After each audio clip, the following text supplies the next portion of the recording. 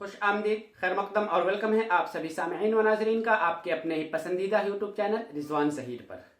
आज की इस वीडियो में आप सबों के लिए मैं मानो यानी मौलाना आज़ाद नेशनल उर्दू यूनिवर्सिटी की कुछ अपडेट्स न्यू एडमिशन यानी सेशन 2020-21 के दाखिला से मुतालिक लेकर आया हूँ। आज की इस वीडियो में मैं जिन चीज़ों पर बात करूंगा वो सबसे पहली चीज़ होगी कि मानो क्या बीएड और एमएड इसका रिजल्ट अभी तक क्यों नहीं आया है और कब तक रिजल्ट आ सकता है।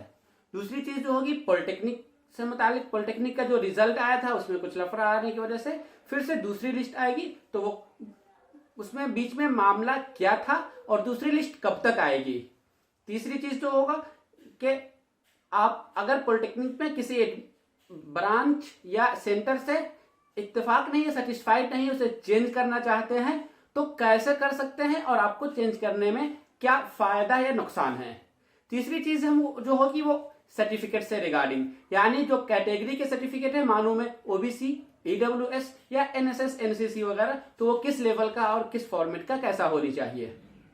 और जो लास्ट होगी वो पेमेंट से रिगार्डिंग, बहुत सारे लोग जिन लोगों का एडमिशन सक्सेस हो चुका है उन्हें पेमेंट का लिंक मिल चुका है, पेमेंट कर रहे हैं, पेमेंट पैसा कट जा रहा है लेकिन पेमेंट सक्सेस नहीं हो रहा है, तो उनके लिए आगे अब क्या ऑप्शन है।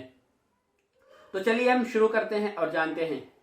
लेकिन उससे पहले आप सबों से रिक्वेस्ट है कि अगर अभी तक आपने रिजवान ज़हीर यूट्यूब चैनल को सब्सक्राइब नहीं किया है तो जरूर सब्सक्राइब कर लीजिए, ताकि हमारी हर एक वीडियो की नोटिफिकेशन आपको सबसे पहले मिल जाए और किसी तरीके के मानो के या फिर कि कोई भी अपडेट जो आप तक पहुंचनी चाहिए उससे आप वंचित यानी वो उससे महरूम ना रहें।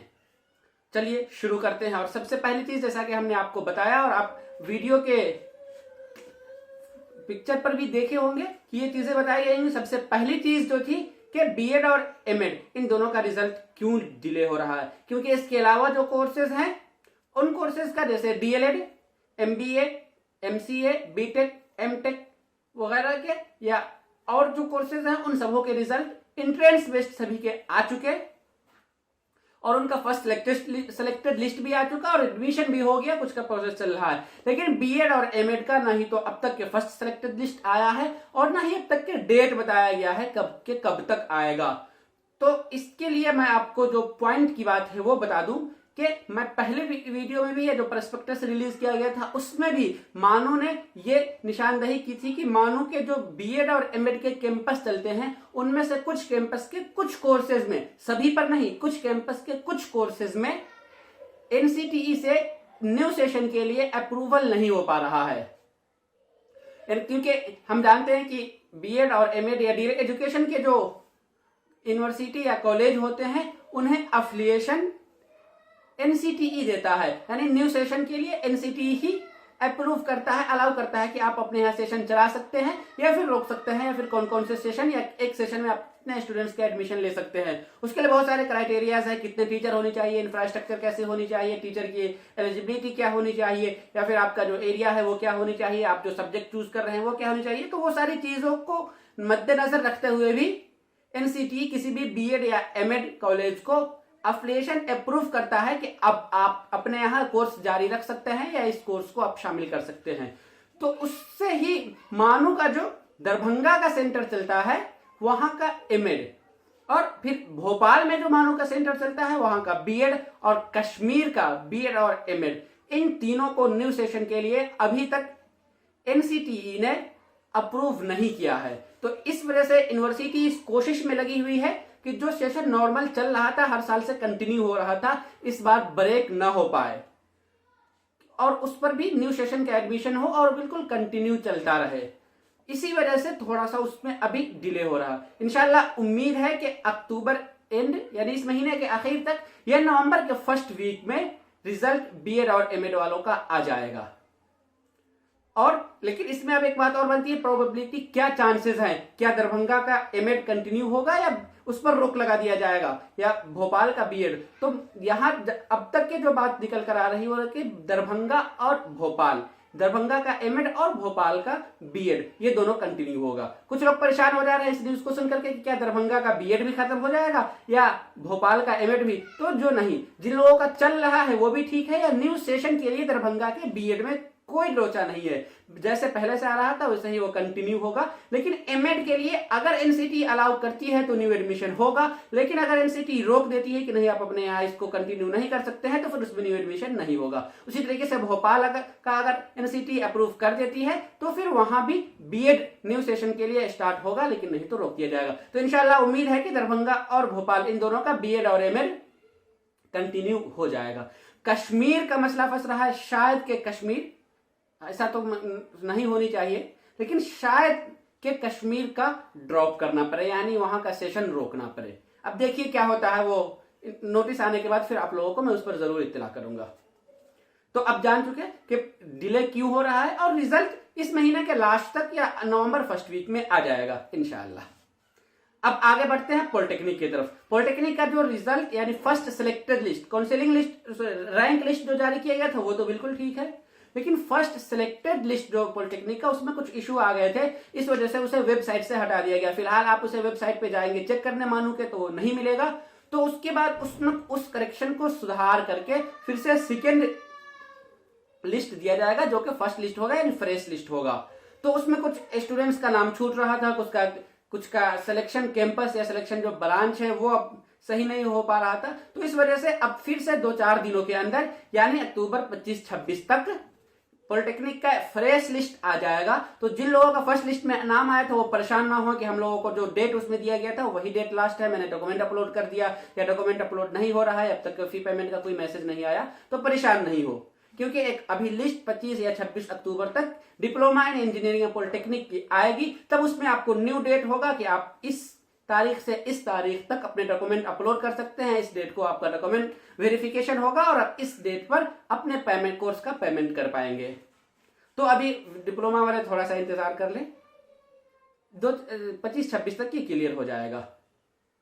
और एक इशू डिप्लोमा के साथ ये भी आ रहा था कैंपस या फिर ब्रांच चेंज करने का। मीन्स कि अगर आपको डिप्लोमा का कोई वो ब्रांच या वो कैंपस मिल जा रहा है जहां आप एडमिशन नहीं ले, मीन्स कि आपको हैदराबाद मिल जा रहा है, आपको हैदराबाद ना होकर दरभंगा चाहिए। अगर मान लेते हैं कि आपको सिविल मिल गया लेकिन आपको कंप्यूटर साइंस चाहिए, या फिर आपको कुछ और चाहिए लेकिन उसकी जगह आपका रैंक कम आने की वजह से दूसरा मिल जा रहा है, तो फिर उस केस में क्या करेंगे। तो फर्स्ट लिस्ट में यही इशू था कि फर्स्ट लिस्ट में आपको सेंटर चेंज या कैंपस चेंज करने का ऑप्शन नहीं था। सेकेंड लिस्ट जो आएगा उस लिस्ट में आपको ये मौका दिया जाएगा कि अगर आपका अपना मन पसंदीदा नहीं मिलता है तो फिर आप एक एप्लीकेशन दीजिए, वो जिस तरीके का जो फॉर्मेट आएगा उस फॉर्मेट में जो आप लोगों को इंस्ट्रक्शन होगा हम उस पर बताएंगे। तो लेकिन आप बेफिक्र रहिए कि सेकेंड लिस्ट आने में जरूर आपको इसका ऑप्शन दिया जाएगा कि आप कैसे अपना ब्रांच या फिर कैंपस चेंज कर पाएंगे। अब हम आगे बढ़ते हैं सर्टिफिकेट की तरफ, यानी जब हम एडमिशन के लिए जो हमारा रिक्वायर्ड डॉक्यूमेंट है, तो मानू ने तो सब इस बार बहुत छूट दे दिया है कि माइग्रेशन, सीएलसी और कैरेक्टर या बोनाफाइड एक ही होता है, कैरेक्टर और बोनाफाइड, इनको आप नवंबर 30 तक जमा कर सकते हैं। उसी तरीके से अगर आप किसी कोर्स को अभी कंटिन्यू कर रहे हैं, उसका एग्जाम नहीं हुआ है या एग्जाम हो चुका है अभी तक रिजल्ट नहीं आया है, तो फिर भी आपका एडमिशन हो जाएगा, लेकिन 30 नवंबर तक आपका रिजल्ट क्लियर हो जाना चाहिए। लेकिन एक जो सबसे अहम और इंपॉर्टेंट है कैटेगरी सर्टिफिकेट।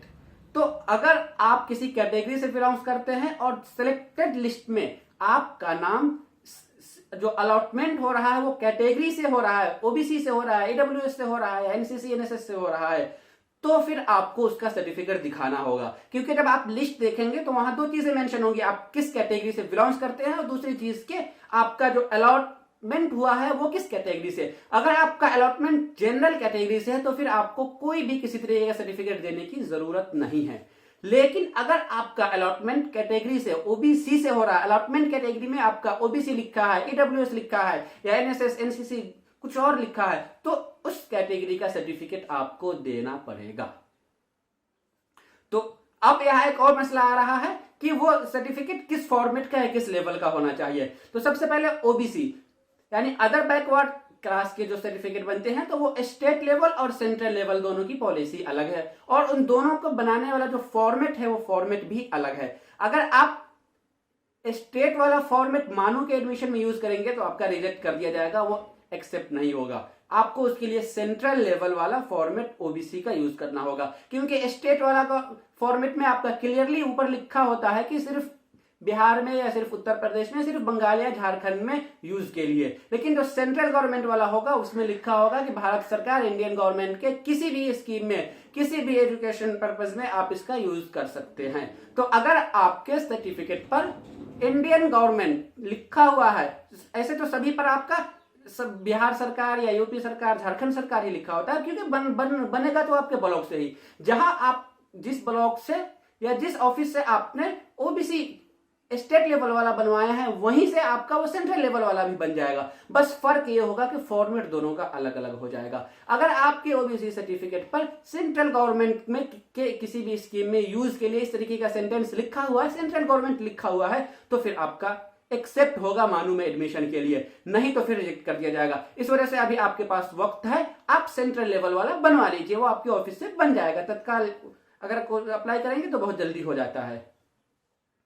और दूसरी बात आती है फिर ईडब्ल्यूएस की तरफ से। तो ईडब्ल्यूएस के बच्चे भी परेशान थे कि क्या ईडब्ल्यूएस भी सेंट्रल या स्टेट का होना चाहिए। तो ईडब्ल्यूएस का एक ही फॉर्मेट होता है, उसमें सेंट्रल और स्टेट का कोई लोचा नहीं है। आपके पास जो ईडब्ल्यूएस बना हुआ है बस उस एक फाइनेंशियल ईयर से ज्यादा, साल भर से ज्यादा पुराना नहीं होना चाहिए, वो मानू में एक्सेप्ट होगा। आप जहां से भी बनवा रहे हैं वो आपका सिर्फ किसी एक स्टेट न बल्कि पूरे इंडिया में सेंट्रल लेवल पर कहीं भी वो वैलिड होगा, कहीं से आपको उस पर कोई परेशानी नहीं होगी एडमिशन में। और इसी तरीके से अगर आप एनएसएस या एनसीसी किसी कोटा को आपने फुलफिल किया है, उस कैटेगरी से बिलोंग करते हैं, तो चीज याद रखिएगा कि आपका जो एनसीसी का सर्टिफिकेट है वो सी लेवल का होना चाहिए। उसमें आपको ग्रेड कौन सा आया है, बी ग्रेड, सी ग्रेड, उससे कोई फर्क नहीं पड़ता है, बल्कि एनसीसी का सी लेवल वाला सर्टिफिकेट होनी चाहिए। या एनएसएस आपने किया हुआ है तो एनएसएस 2 साल वाला एनएसएस होनी चाहिए, और उसमें वो 2 साल में 240 घंटा 240 आवर्स आपका अगर है 240 आवर्स वाला एनएसएस का सर्टिफिकेट, तभी आपको एनएसएस का बेनिफिट मिलेगा, नहीं तो फिर आपका रिजेक्ट कर दिया जाएगा।